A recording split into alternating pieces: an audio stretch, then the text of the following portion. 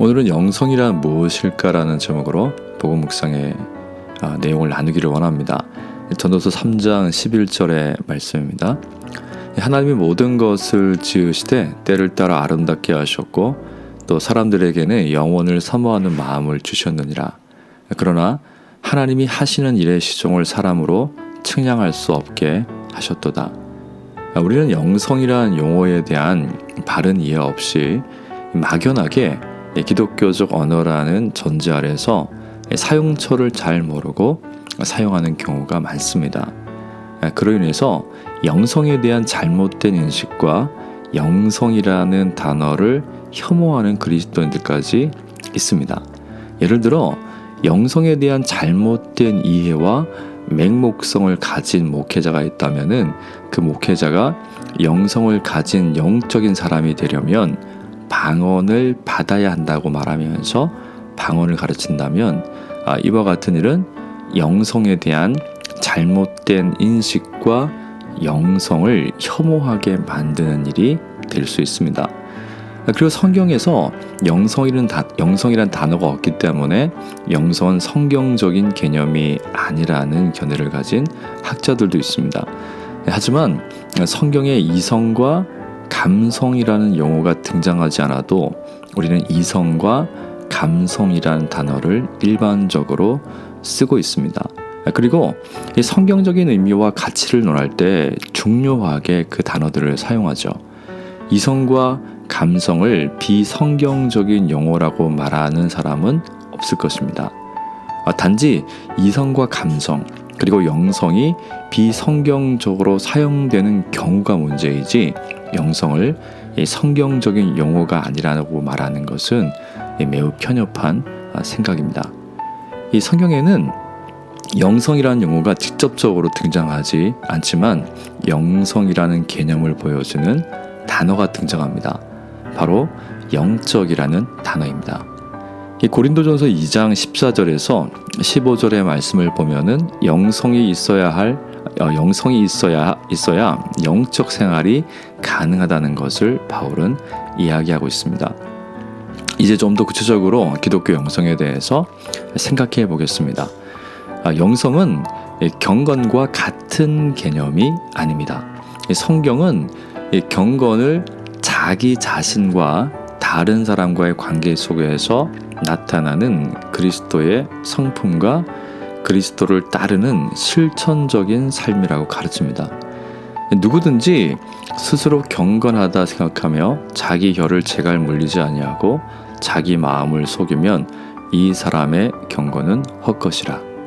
하나님 아버지 앞에서 정결하고 더러움이 없는 경건은 곧 고아와 가부를 그 환난 중에 돌보고 또 자기를 지켜 세속에 물들지 아니하는 그것이니라고 야고보서 1장 26절에서 27절은 말씀합니다.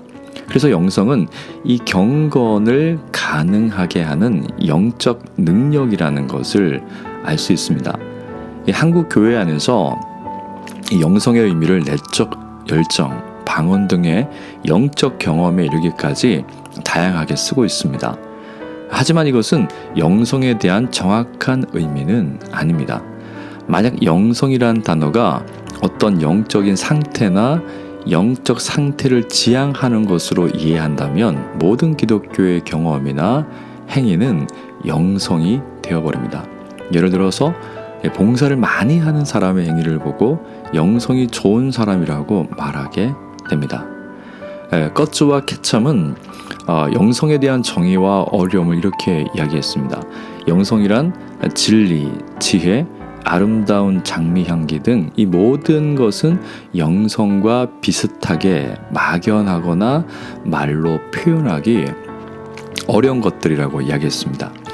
우리가 그것들을 알지만 결코 그 특성을 색으로 칠하거나 그 성질을 설명해낼 수 없고 이것들은 크기와 무게로 이해될 수 없으며 소리를 내지 않아 데시벨로 측정할 수 있는 것도 아니고 실크나 나무, 시멘트와 같이 독특한 촉감을 가지고 있지 않고 향기가 있지도 않고 맛도 가지고 있지 않고 공간을 차지하고 있지도 않다.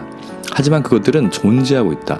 사랑도 존재하고 악한 것도 존재하고 아름다움도 존재하고 영성도 존재한다.